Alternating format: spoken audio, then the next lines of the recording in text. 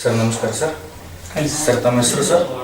ನಾಗೇಶ್ ಅಂತ. ನಾಗೇಶ್ ಅಂತ ಸರ್. ಯಾವ ಗ್ರಾಮ ಪಂಚಾಯತಿಯಿಂದ ಆಯ್ಕೆ ಆಗಿರೋದು ಸರ್ ತಾವು? ಚಿಕ್ಕತಿರುಪತಿ ಗ್ರಾಮ ಪಂಚಾಯತಿ, ಚಿಕ್ಕತಿರುಪತಿ ಗ್ರಾಮ. ಚಿಕ್ಕತಿರುಪತಿ ಗ್ರಾಮದಿಂದನೇ ಗೆದ್ದಿದ್ದೀರಾ ಸರ್? ಇದೇ ಫಸ್ಟ್ ಟೈಮ್ ಸರ್ ತಾವು ಎಲೆಕ್ಷನ್? ಇದೇ ಫಸ್ಟ್ ಟೈಮ್.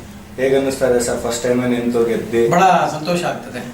ಬಡವರ ಒಂದು ಕಷ್ಟ ಸುಖಗಳಲ್ಲಿ ಭಾಗಿಯಾಗಿ ಕಾರ್ಯನಿರ್ವಹಿಸ್ತಾ ಇರೋದು, ಅದು ತಳಮಟ್ಟದಲ್ಲಿ ನಮ್ಮ ಕೆಲಸ ಮಾಡ್ತೀವಲ್ಲ, ಆದಷ್ಟು ಬಹಳ ಸಂತೋಷ, ಖುಷಿ ಕೊಡ್ತಾ ಇದೆ.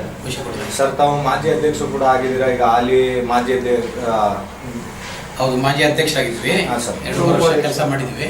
ಪುನಃ ಈಗ ಲೇಡಿ ರಿಸರ್ವೇಷನ್ ಬಂದಾಗ ನಮ್ಮ ಅಧ್ಯಕ್ಷರು, ಅವ್ರ ಹಸ್ಬೆಂಡ್ ಬಾಲಕೃಷ್ಣ, ಅವ್ರು ನೀವು ಕಡ್ಡಾಯವಾಗಿ ನೀವು ವೈಸ್ ಪ್ರೆಸಿಡೆಂಟ್ ಆಗಲೇಬೇಕು ಅಂತ ಅವ್ರು ಹಠ ಹಿಡಿದ್ರು. ಹಾಗಾಗಿ ವೈಸ್ ಪ್ರೆಸಿಡೆಂಟ್ ಆಗಿ ಅವರು ಹೋಗ್ಬಿಟ್ಟು ಅವ್ರು ಇದಕ್ಕೆ ಕರೆಗೆ ಹೋಗ್ಬಿಟ್ಟು ಆಗಿದೆ.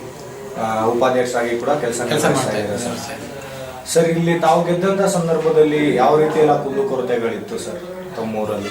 ಇಲ್ಲಿ ನಾವು ಗೆದ್ದಂತ ಸನ್ನಿವೇಶದಲ್ಲಿ ಬಹಳಷ್ಟು ಕೆಳಮಟ್ಟಕ್ಕೆ ಹೋಗಿತ್ತು ನಮ್ಮ ಪಂಚಾಯತಿ, ಬಹಳಷ್ಟು ಕೆಳಮಟ್ಟಕ್ಕೆ ಹೋಗಿತ್ತು.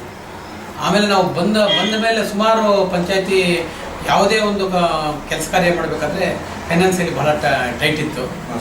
ಆಮೇಲೆ ಹಿಂದೆ ಇದ್ದಂತಹ ಅವರು ನಾವೇ ಸೆಲೆಕ್ಟ್ ಮಾಡಿ ಕಳಿಸಿದಂಥವ್ರು. ನಾನು ಅನಿರೀಕ್ಷಿತವಾಗಿ ರಾಜಕೀಯಕ್ಕೆ ಬಂದಿದ್ದು, ನಾನು ಒಬ್ಬ ಟೀಚರ್ ಆಗಿದ್ದೆ. ಅನಿರೀಕ್ಷಿತವಾಗಿ ರಾಜಕೀಯಕ್ಕೆ ಬಂದಿದ್ದು. ನಾನು ರಾಜಕೀಯಕ್ಕೆ ಬರೋದು ಬೇಡ ಅಂತ ಬೇರೆಯವ್ರು ನಾನೇ ಸೆಲೆಕ್ಟ್ ಮಾಡಿ ಇಲ್ಲಿ ಉಪಾಧ್ಯಕ್ಷ ಮಾಡಿ ಇಲ್ಲ ಅವ್ರಿಗೆ ಕೊಟ್ಟೆ.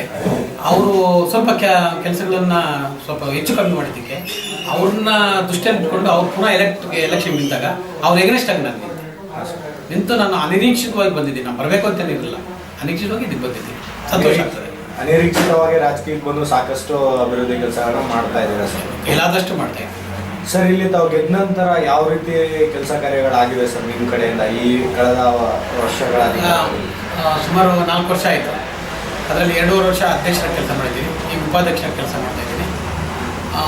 ಮೊದಲನೇದಾಗಿ ಏನಂದರೆ, ಪಂಚಾಯತಿಯಲ್ಲಿ ಸಾಮಾನ್ಯವಾಗಿ ನೀರು ಮೊದಲನೇದಾಗಿ ಕುಡಿಯೋದಕ್ಕೆ ನೀರು ಕೊಡಬೇಕು, ಚರಂಡಿ ವ್ಯವಸ್ಥೆ ಇರಬೇಕು, ಆಮೇಲೆ ಬೆಳಕು ಇರಬೇಕು. ಆ 2-3 ಸಹ ನಾವು ಫಸ್ಟ್ ಲಿಸ್ಟ್ ಮಾಡ್ಕೊಂಡ್ವಿ. ಅದು ಮೂಲಭೂತ ಸೌಕರ್ಯಗಳಲ್ಲಿ ಅದು ಅವಶ್ಯಕತೆಗೆ ಬೇಕಾಗಿರುವಂತಹ ಅದನ್ನು ಲಿಸ್ಟ್ ಮಾಡ್ಕೊಂಡ್ವಿ. ಆ ಲಿಸ್ಟ್ ಮಾಡಿಕೊಂಡು ಪ್ರತಿ ಹಳ್ಳಿಯಲ್ಲೂ ಎಲ್ಲಿ ಕುಡಿಯೋ ನೀರು ಪ್ರಾಬ್ಲಮ್ ಇದೆ ಅಲ್ಲೋಗಿ ಅಲ್ಲಿ ಏನು ಮಾಡಬಹುದು ಅಂತ ಭಾಳಷ್ಟು ಹೋರಾಟ ಮಾಡಿದ್ವಿ. ಆ ಒಂದು ಸಮಯದಲ್ಲಿ ನಮ್ಮ ಸರ್ಕಾರ, ಘನ ಸರ್ಕಾರ ಒಳ್ಳೆಯ ಒಂದು ಫಂಡನ್ನು ರಿಲೀಸ್ ಮಾಡ್ತು. ಅದೇ ಈ ಒಂದು ಲೋಕಲ್ ಇರುವಂತಹ MLA ಆಗಿರುವಂಥ MLA ಅವರು ನಮ್ಮ ಪಂಚಾಯತಿಗೆ ಯಾಕೋ ಸಹಾಯ ಮಾಡಿಲ್ಲ.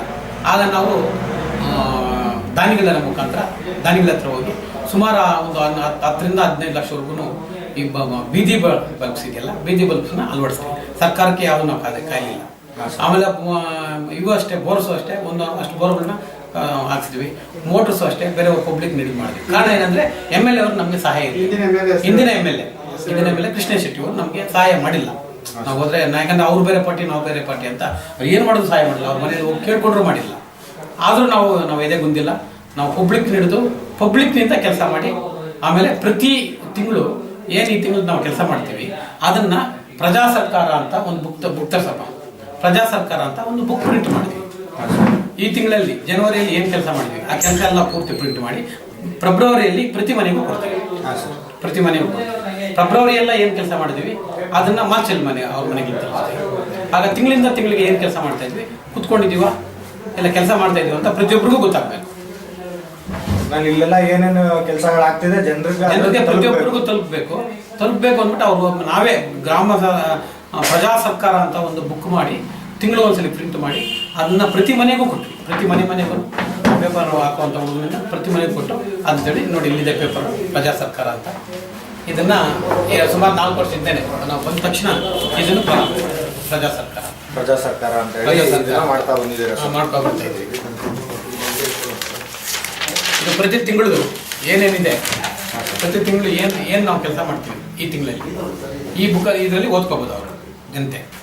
ನಂತರ ಮುಂದಿನ ತಿಂಗಳು ಏನು ಕೆಲಸ ಮಾಡಿದ್ವಿ ಅದನ್ನು ಅವರು ಅದರಲ್ಲಿ ಏನು ಕುಂದುಕೊರತೆಗಳಿದ್ರೆ ಅವರು ಅದನ್ನು 1 ವರ್ಷ ಆದಮೇಲೆ ಜನರ ಒಂದು ಸಮ್ಮುಖಕ್ಕೆ ಹೋಗಿ ಜನತಾ ವಿಮರ್ಶೆ ಸಭೆ ಅಂತ ಮಾಡಿ, ಸಾಧನಾ ಸಭೆ ಅಂತ ಮಾಡಿ 1 ವರ್ಷದಲ್ಲಿ ನಾವೇನು ಮಾಡಿದ್ದೀವಿ, ಈಗ ಏನು ಮಾಡಬೇಕಾಗಿದೆ, ನಮ್ಮ ತಪ್ಪೇನೋ ಸರಿ ಅಂತ ಇದನ್ನು ಜನರ ಮುಂದೆ ಇಡ್ತೀವಿ. ಜನರ ಅಭಿಪ್ರಾಯ ತಗೊಂಡ್ವಿ, ನಮ್ಮ ತಪ್ಪಿರೋದನ್ನ ತಿದ್ದುಕೊಂಡು ಕೆಲಸ ಮಾಡ್ಕೊಂಡು ಬರ್ತಾ ಇದ್ದೀವಿ. ನಾನು ಸಾಕಷ್ಟು ಅಭಿವೃದ್ಧಿ ಕೆಲಸಗಳನ್ನ ಮಾಡ್ತಾ ಇದ್ದೀರಾ ಸರ್ ತಾವು. ಸರಿ, ಇನ್ನು ಮುಂದೆ ನಿಮ್ಮ ಅಧಿಕಾರಾವಧಿಯಲ್ಲಿ ಏನೆಲ್ಲ ಬದಲಾವಣೆಗಳು ತರಬೇಕು ಅಂತ ಯೋಜನೆಗಳು ಇಟ್ಕೊಂಡಿದ್ದೀರಾ? ಸರ್, ಈಗ ನಮ್ಮ ಶಾಸಕರು, ಮಾನ್ಯ ಶಾಸಕರು ಮಂಜುನಾಥ್ ಗೌಡರು ಎಲೆಕ್ಟ್ ಆದಮೇಲೆ ಈಗ ನೋಡಿ, ಎಕ್ಸಾಂಪಲ್ ಒಂದು ಬೋರ್ ಹಾಕ್ಸ್ಬೇಕಾದ್ರೆ ಒಂದು 15 ದಿನ 20 ದಿನ ಒಂದು ತಿಂಗಳು ತಿರುಗಿ ನಾವು ಭಾಳಷ್ಟು ಕಷ್ಟ ಬಿದ್ದಿರುವಂಥ ಸಮಯ ಉಂಟು. ಈಗ ನಾವು ಒಂದು MLA ಅವರು ಮೈಂಡಿಗೆ ತಂದಿಲ್ಲ. ನಾವು ಏನೋ ಓದ ತಕ್ಷಣ ಕೇಳಿದ ತಕ್ಷಣ ಈಗ ಮೊನ್ನೆ ಒಂದು ವಾರದಲ್ಲಿ 2 ಬೋರ್ ಇಲ್ಲಿ ಹಾಕಿದ್ವಿ. ಭಾಳಷ್ಟು ನೀರು ಬಂದಿದೆ. ಪ್ರತಿ ಊರಿಗೂ ಒಂದೊಂದು ಬೋರ್ ಹಾಕಿದ್ರೆ 2 ಬೋರ್ ಹಾಕಿದ್ದೀವಿ. ಅವ್ರು ಏನು ಬೇಕೋ ಸಹಾಯ ನಮಗೆ ಕೊಟ್ಬಿಟ್ಟಿದ್ದಾರೆ. ನೀವು ಲೀಡರ್ಸು, ನೀವು ಮಾಡಿ, ನಿಮ್ಮ ಕೈಲಾಗುತ್ತೆ, ನಾನೇ ಬಂದು ಅಲ್ಲಿ ಮಾಡೋಕ್ಕಾಗುತ್ತೆ ಕೆಲಸಗಳು, ನೀವು ಮಾಡಿ ಅಂತ ಎಲ್ಲ ನಾವೇ, ನಮ್ಮದೇ ಕೈ ನಮ್ಮದೇ ಬಾಯಿ, ಆ ರೀತಿ ಇದೆ. ಹಾಗಾಗಿ ಎಲ್ಲ ಕೆಲಸಗಳನ್ನು ನಾವು ಇದು ಮಾಡ್ತಾ ಇದ್ವಿ. ಪ್ರತಿ ಹಳ್ಳಿಯಲ್ಲೂ, ಪ್ರತಿ ಹಳ್ಳಿ ಸಿಮೆಂಟ್ ರೋಡು ಸುಮಾರು 1 ಕೋಟಿ ರೂಪಾಯಿ ಮೇಲೆ ಕೆಲಸ ಆಗಿದೆ ನಮ್ಮ ಪಂಚಾಯತಿಗೆ. 1 ಕೋಟಿ 60 ಲಕ್ಷ ಆಗಿದೆ ಈ ಒಂದು 2 ತಿಂಗಳಿಂದ ಈಚೆ. ಅಷ್ಟು ಡೆವಲಪ್ಮೆಂಟು ನಮ್ಮ ಪಂಚಾಯತಿಯಲ್ಲಿ ನಮ್ಮ ಮಾನ್ಯ ಶಾಸಕರ ಮುಖಾಂತರ ನಮಗಾಗಿದೆ. ಬೋರ್ವೆಲ್ ಅಂತೂ ಕೇಳೋಷ್ಟೇ ಇಲ್ಲ. ಯಾವ ಹಳ್ಳಿಯಲ್ಲೂ ನೀರಿನ ಪ್ರಾಬ್ಲಮ್ ಇವತ್ತು ದಿನ ಇಲ್ಲ. ಯಾವುದೇ ಹಳ್ಳಿ ತಗೊಂಡ್ರೆ ನಮ್ಮ ಪಂಚಾಯತಿಯಲ್ಲಿ ಯಾವ ಹಳ್ಳಿಯಲ್ಲೂ ನೀರಿನ ಪ್ರಾಬ್ಲಮ್ ನಮ್ಮ ಹತ್ರ ಇಲ್ಲ. ಆಮೇಲೆ ಈ ಒಂದು ನಮ್ಮ ಎಲ್ಲಕ್ಕಿಂತೂ ನಮಗೇನಂದರೆ ನಮ್ಮ ಜೀವನದಲ್ಲಿ ಏನಾದರೂ ಸಾಧನೆ ಮಾಡಬೇಕು ಅನ್ನೋ ಒಂದು ಆಸೆ ಇಟ್ಕೊಂಡಂಥವ್ರು ಪರಮಾತ್ಮ ನಮ್ಮ ತಿರುಪತಿ ತಿಮ್ಮಪ್ಪನು ಆತ್ಮ ಒಂದು ದೇವಸ್ಥಾನಕ್ಕೆ ಹೋಗ್ಬೇಕಾದ್ರೆ ಭಾಳಷ್ಟು ಕಷ್ಟ ಇತ್ತು. ಆ ಒಂದು ದೇವಸ್ಥಾನಕ್ಕೆ ಒಳಗೆ ಹೋಗ್ಬೇಕಾದ್ರೇ ವಾಸನೆ ದುರ್ನಾತ ಹೊಡಿತಾ ಇತ್ತು. ಎಷ್ಟು ಕೇಸುಗಳು ಅದ್ರ ಮೇಲೆ ಬಿದ್ದಿತ್ತು. ನಮ್ಮ ಶಾಸಕರು ಬಂದ ತಕ್ಷಣ ಇನ್ನೇನಾದರೂ ಮಾಡಿ ಸಾಲ ಮಾಡಿ ನಾನು ಕೆಲಸ ಮಾಡ್ತೀನಿ ಅಂತ ಹೇಳ್ಬಿಟ್ಟು ಆ ಒಂದು ಇದನ್ನು ನಮ್ಮ ದೇವಸ್ಥಾನನ ಸುಮಾರು ಆತ್ನ ಇದ್ರ ಬಗ್ಗೆ 100 ಕೋಟಿ ಪ್ರಾಜೆಕ್ಟ್ ಮಾಡ್ಕೊಂಡಿದ್ದಾರೆ. ಎಲ್ಲ ಪಬ್ಲಿಕ್ಕಿಂದ ಮಾಡಬೇಕು ಅಂತ ಈಗಾಗಲೇ ಕೆಲಸ ಸ್ಟಾರ್ಟ್ ಆಗೋಗ್ಬಿಟ್ಟಿದೆ. ಈಗ ಒಂದು ಗೋಪುರ 108 ಅಡಿ ಗೋಪುರ ಪಾಯ ಆಗಿದೆ. ಆಮೇಲೆ ಎಲ್ಲ ಆ ಕಡೆ ಈ ಕಡೆ ಎಲ್ಲ ರೋಡ್ಸ್ ಎಲ್ಲ ಆಗ್ತಾ ಇದೆ. ನಾವು ಸದಸ್ಯರಾದವರು, ನಾವು ಅಧ್ಯಕ್ಷರು, ಉಪಾಧ್ಯಕ್ಷರು, ನಾವೆಲ್ಲ ಅವರ ಒಂದು ಹೋಗಟ್ಟಿಗೆ ಸ್ಪಂದಿಸಿ ನಾವು ಕೆಲಸ ಮಾಡ್ತಾ ಇದ್ದೀವಿ. ಆಮೇಲೆ ಇಡೀ ಗ್ರಾಮ ಸ್ವಚ್ಛವಾಗಿರ್ಬೇಕು ಅಂತ ಪ್ರತಿ ಗ್ರಾಮ ಒಂದು ರಸ್ತೆನೂ ಸಹ ಸಿಮೆಂಟ್ ರಸ್ತೆ ಮಾಡ್ತಾ ಇದ್ದೀವಿ. ಪ್ರತಿ ರಸ್ತೆನೂ ಯಾವುದು ಬಿಡ್ತಾ ಇಲ್ಲ, ಎಲ್ಲ ಸಿಮೆಂಟ್ ರಸ್ತೆ ಮಾಡ್ತಾ ಇದ್ವಿ. ಈಗ ಆಲಂಬಾಡಿ ಸ್ವಚ್ಛ ಗ್ರಾಮ, ಆಮೇಲೆ ಎಟ್ಕೋಡಿ ಸ್ವಚ್ಛ ಗ್ರಾಮ, ಈ ವರ್ಷ ಸಂಪಂಗೇರಿ ಸ್ವಚ್ಛ ಗ್ರಾಮ, ಈ ರೀತಿ ಸರ್ವತೋಮುಖ ಅಭಿವೃದ್ಧಿಗಾಗಿ ಎಲ್ಲ ರೀತಿಯಲ್ಲಿ. ನಂತರ ಈ ಶೈಕ್ಷಣಿಕ ಅಭಿವೃದ್ಧಿಗಾಗಿ ನಾನು ಅಧ್ಯಕ್ಷನಾಗಿದ್ದಾಗ ಇಲ್ಲಿ ಒಂದು ಸುಮಾರು 50 ಲಕ್ಷದಷ್ಟು ಫಂಡನ್ನು ಪಬ್ಲಿಕ್ಕಿಂದ ಹಿಡಿದು ಹೈಸ್ಕೂಲಲ್ಲಿ ಹಾಕಿಸಿ ಇದು ಮಾಡಿದ್ವಿ. ಅದೇ ರೀತಿ ಈಗ ನಮ್ಮ ಅಧ್ಯಕ್ಷರು ಏನಿದ್ದಾರೆ ಬಾಲಕೃಷ್ಣ ಶೈಲಜಾ ಬಾಲಕೃಷ್ಣ ಅವರು ಭೂದಾನವನ್ನು ಮಾಡಿ ಸಂಪಂಗೇರಿ ಗ್ರಾಮದಲ್ಲಿ ಅವರೊಂದು ಬಿಲ್ಡಿಂಗ್ ಕಟ್ಟೋದಕ್ಕೆ ಭಾಳಷ್ಟು ಸಹಾಯ ಮಾಡಿ, ಅವರೂ ಸಹ ಎಜುಕೇಷನ್ ಬಗ್ಗೆ ಭಾಳಷ್ಟು ಕಾಳಜಿ ವಹಿಸಿದ್ದಾರೆ. ಹಾಗಾಗಿ ಎಜುಕೇಷನ್ ಬಗ್ಗೆ ಬಡ ಮಕ್ಕಳು ಓದುವಂತಹ ಒಂದು ಸ್ಕೂಲ್ಗಳು ಎಲ್ಲ ಕಾನ್ವೆಂಟ್ಗಳು ಅವು ಸಾಕಾರ ಓದಿಸ್ತಾರೆ, ಬಡ ಮಕ್ಕಳು ಓದುವಂಥ ಸ್ಕೂಲ್ಗೆ. ಹಾಗಾಗಿ ನಾವು ಅದೊಂದು ನಮ್ಮ ಮನಸ್ಸಿನಲ್ಲಿ ಇಟ್ಕೊಂಡು ನಾವು ಅದಕ್ಕೂ ಸಹ ಎಜುಕೇಷನ್ಗೆ ಭಾಳಷ್ಟು ಒತ್ತು ಕೊಟ್ಟು ನಾವು ಕೆಲಸ ಮಾಡ್ತಾ ಇದ್ದೀವಿ. ಇಷ್ಟೆಲ್ಲ ಬದಲಾವಣೆಗಳು ಮತ್ತು ಯೋಜನೆಗಳು ಇಟ್ಕೊಂಡು ಅಭಿವೃದ್ಧಿಯಿಂದ ಮುನ್ನುಗ್ತಾ ಇದ್ದೀರಾ ಸರ್. ಇಲ್ಲಿ ತಮಗೆ ರಾಜಕೀಯದಲ್ಲಿ ಗುರುಗಳು ಅಥವಾ ಬೆನ್ನೆಲುಬಾಗಿ ಯಾರು ಇದ್ದಾರಾ ಸರ್? ನನಗೆ ರಾಜಕೀಯ ಗುರು ದಿವಂಗತ ವೆಂಕಟೇಶ್ ಗೌಡರು. ಅವರು ನನಗೆ ರಾಜಕೀಯ ಗುರುಗಳು.